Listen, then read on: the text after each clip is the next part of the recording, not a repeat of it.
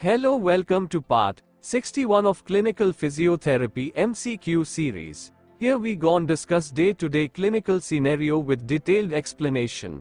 Now don't waste our time, let's move to question number 301.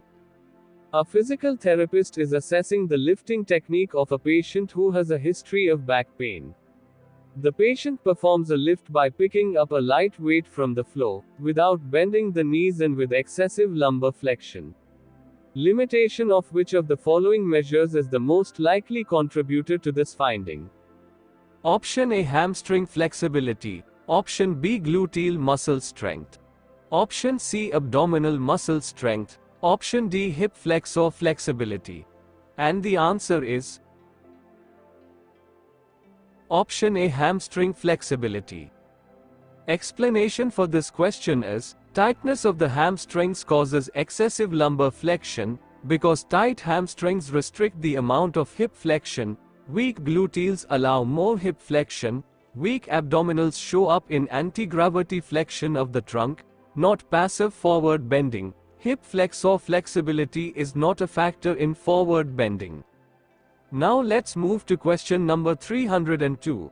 A patient is being treated for difficulty with overhead activities and subacromial bursitis. Which of the following strengthening activities will be most helpful? Option A, scapular retraction exercises. Option B, shoulder flexion exercises. Option C, shoulder shrugging exercises. Option D, shoulder rotation exercises. And the answer is Option D, shoulder rotation exercises.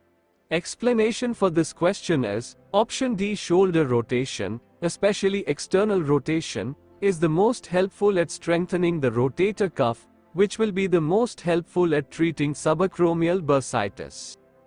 Option A, this would strengthen the shoulder retractors, including the rhomboids and trapezius. Option B, this would strengthen the deltoid and biceps primarily. Option C, this would strengthen the scalenes and trapezius. Now let's move question number 303.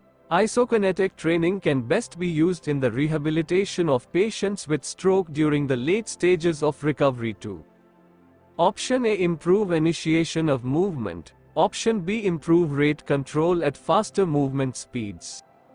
Option C, improve rate control at slower movement speeds. Option D, increase strength of synergy components. And the answer is Option B, improve rate control at faster movement speeds. Explanation for this question is, patients during the later stages of recovery from stroke frequently exhibit problems with rate control. They are able to move at slow speeds, but as speed of movement increases, control decreases. An isokinetic device can be an effective training modality to remediate this problem. Now let's move to question number 304. Elevating a patient's lower extremity for less than 1 minute produces a noticeable pallor of the foot, followed by delayed reactive hyperemia in a dependent position. These signs are indicative of Option A, an intact circulatory system. Option B, arterial insufficiency. Option C, venous insufficiency. Option D, acute arterial occlusion. And the answer is Option B, arterial insufficiency. Explanation for this question is, an intact circulatory system can sustain adequate blood flow to an elevated limb. A limb with arterial insufficiency may not be able to sustain adequate blood flow with the leg elevated. The vasodilation, caused by local mechanisms, occurs in response to ischemia. An acute arterial occlusion creates a pallor, but because blood flow is blocked, the reactive hyperemia is impaired. Now let's move to question number 305. A 5-year-old boy presents to a physical therapist for evaluation. The patient has had weakness and difficulty walking for 2 years that has progressively worsened. The boy appears to be developing multiple joint contractures and shows signs of muscular wasting. What is the most likely origin of his impairments? Option A, muscular dystrophy. Option B, leg calf-Perthes disease. Option C, Charcot-Marie tooth disease. Option D, cerebellar insufficiency. And the answer is option A, muscular dystrophy.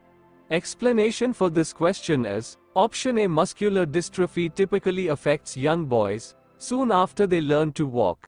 The symptoms named are all signs of muscular dystrophy. Option B, leg calf Perthes disease, is when the head of the humerus doesn't receive enough blood and dies. Option C, this is a progressive neurological disease that begins with loss of muscle and sensation of the extremities, usually the feet. Option D, this is a disease that creates weakness and uncoordinated movement, but is not typically associated with the symptoms described.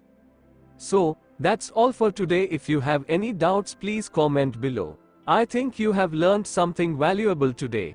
See you on the next part, that's part 62. See you till then, bye bye.